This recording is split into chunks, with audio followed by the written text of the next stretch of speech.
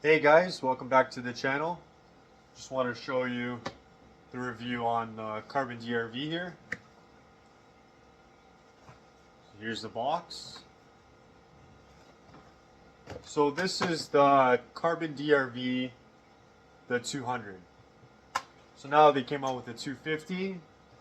It's supposed to be a little bit, hold more paint, but not that much bigger. I don't know the truth in that, to be honest with you. Because if I open this up, right, it comes with a nice case. I already used it, so I can give you guys a proper review on it. Unzip it. It's a nice case, just like your mask case. Protective, hard shell, nice to touch. So when you open the case, you get the rain lid and you get the charger. Comes with a speed feed, right?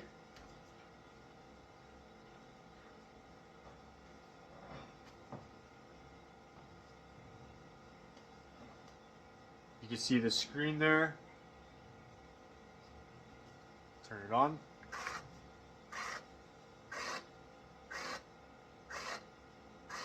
Battery life, game timer. So a lot of cool features. I'll turn it off. You can hear it pulsating. So the 250s now has a continuous spin, but this one pulses. Oh, once these have eyes, right? So take it easy with that, right?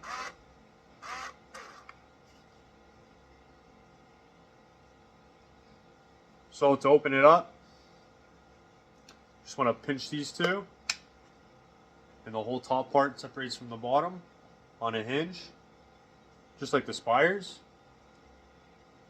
The cool thing about this loader, why I bought this loader, is that it's force fed. So with a typical Spire, you might be able to get 13, 14, maybe 15 balls per second.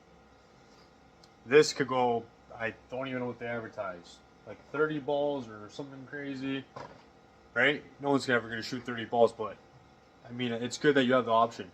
The other reason why I like it is that sometimes with the Geo R5 or some loaders, maybe it's just more of a mental thing, but I just feel like a force feed loader is just constant. It's under tension and it's ready to spit out the balls as soon as you start firing.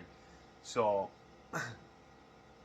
no problems with the Spires and no problems with the controls. I think those have been the two best loaders maybe in the last 10 years, right?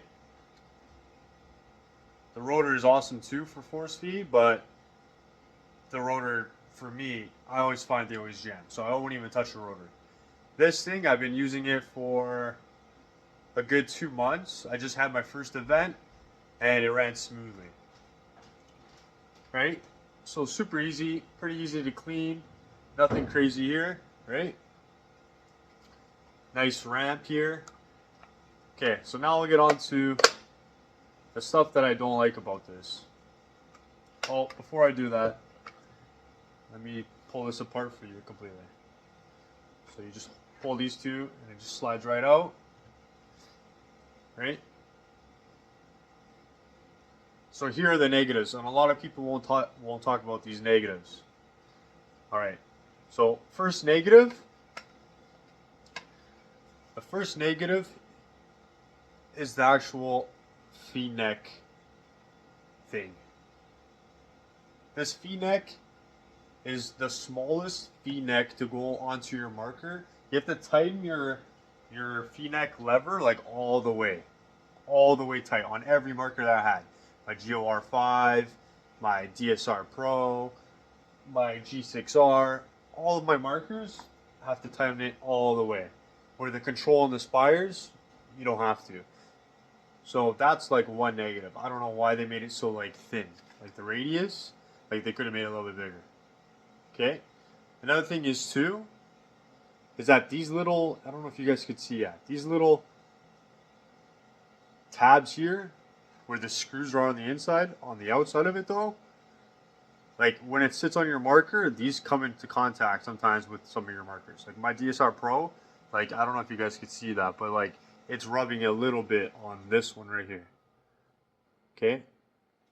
So I don't know, like I don't like that. That's one thing for sure I don't like. Okay, and I'll show you guys where to charge this thing. So to charge it, so this is the board here. So that's to program stuff through that USB. And then to charge it, I only charge this thing once. Where is it? Over here. Right here by the battery. There's that USB there to charge it. Here's the rechargeable battery. So these don't use AA's or 9 volts. This is a rechargeable battery. Okay, which is nice. I don't mind that. Okay. The second, what was it? The first practice or second practice? I think it was my first practice. I thought I had it charged. When I looked at it, at the battery monitoring, the percentage, it said 75. Okay? I don't know if you guys could see it. Right now it says 50. Okay?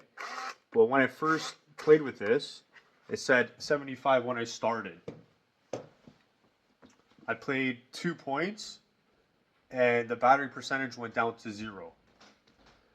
But it was still working. But I didn't want to take a chance, so I swapped it out with another hopper. But I found that weird.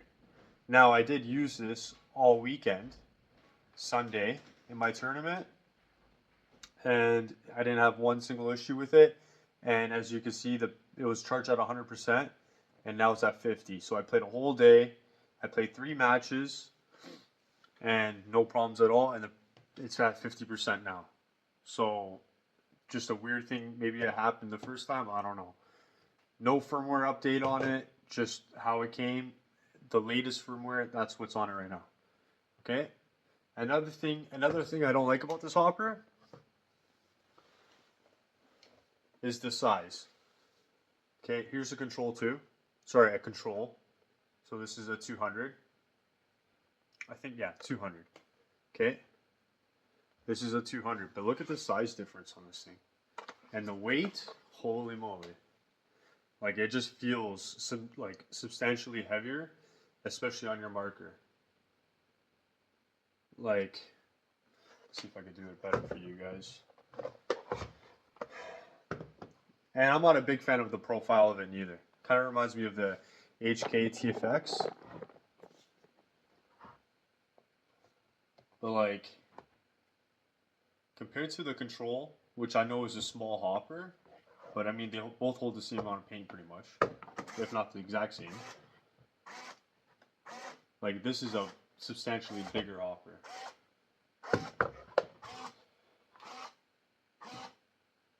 Oh, that one turned off. There it goes. So it's definitely a bigger size hopper. It's probably more in line with like, I don't know, Aspire, like if you had a 260 shell or something. But this only fits 200 paintballs. So, I mean, I could show you my Control 2 with a 220 shell, which holds more paint, and it's still smaller. Let me see if I can find it here. Just 1 second.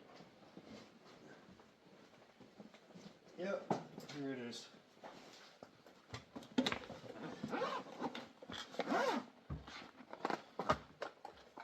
So this is my twister, Control 2, with a 220 shell. Okay, and we'll do a comparison with my control. It's hard to tell on camera. I'm trying to make this as best as possible. But they're very similar, right? Like, they're so close. I don't think you'd be able, yeah, you might be able to tell a little bit. That's only because I know the hoppers really well. But like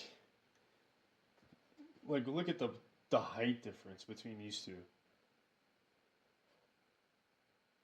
Like especially sitting on the marker, this is so low profile on the marker compared to this. Maybe I'll throw it on a marker for you guys, and I'll show you what I mean.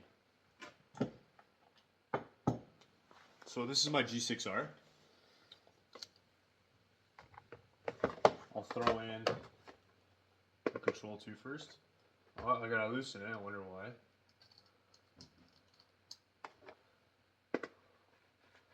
Oh, still gotta go more.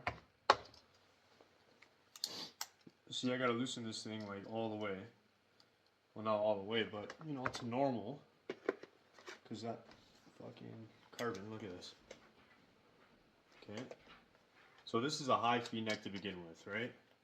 On the G6R. But do you see the profile on it? Let me show you from the front.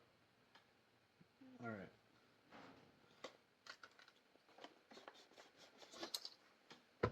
And don't think like I'm picking on this thing, because it's a great hopper. It's amazing. I'm still gonna use it, but like I have to be honest.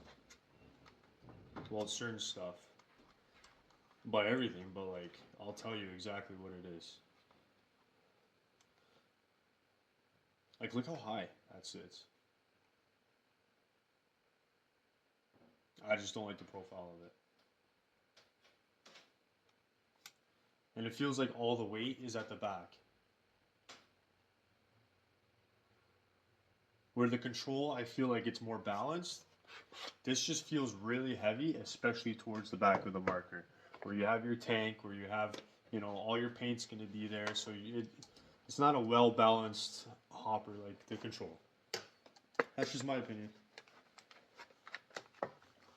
Like you could substantially tell the difference on the marker, where the weight is more, I would actually say it's more forward, or towards, obviously towards the middle. But this is, what a difference. It's actually shocking how much of a difference that is, where the weight is actually more at the front than towards the back, where this, all the weight's at the back. So, not a fan of that. Alright. So that's pretty much it. I mean, feeding, jamming, all that stuff, like it did not jam one time. GR 5-star, no problems, fed it no problem. Alright, 10.2, no problem. I'll show you guys. I don't know, it's going to be hard to see maybe on camera. But like this one here, there's a little settings mode. Like you can change your color. It's very easy to use. Your force, timer, shutdown, about. Like it's just a super easy like hopper to use.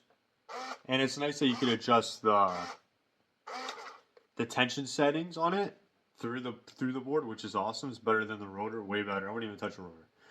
But like I used this on level 3 and had absolutely no issues with GI 5-star all weekend. Right? So, and for the price of this thing, like in Canada, I don't even know how much these things are. They're like $400, something crazy. Right? For the money, I think they're like $300 or something in the US, $300 US dollars. But for the money, would I buy one of these?